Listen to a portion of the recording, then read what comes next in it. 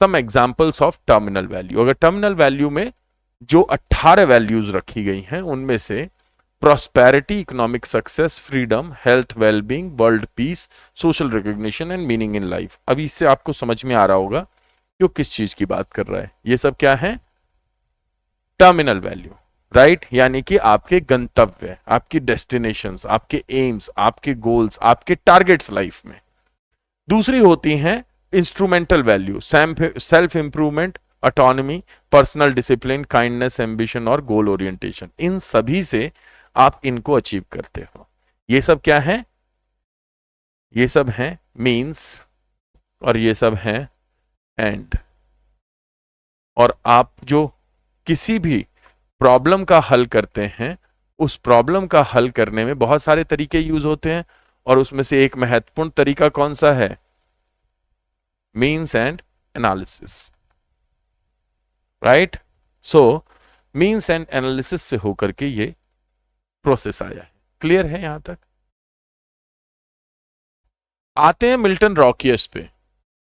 अब सुपर के बाद दूसरा कोई महानुभाव आना चाहिए था, लेकिन मुझे लगा कि बीच में एक छोटा सा ब्रेक तो बनता है, तो इसलिए मैंने डाल दिया यहां पे Milton रॉकियस।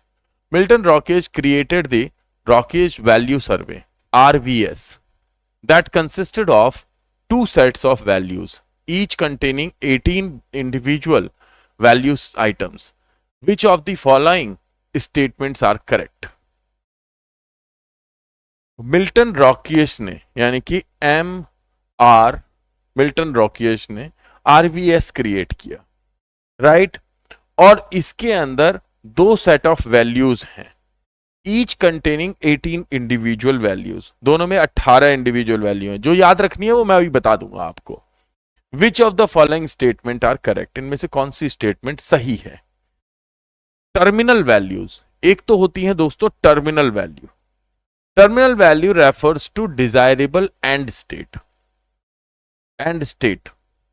Referring to goals the person would like to achieve during a life time. आपके जीवन में क्या गोल्स आपने बनाए उसे आपकी टर्मिनल वैल्यू बोलते हैं, राइट?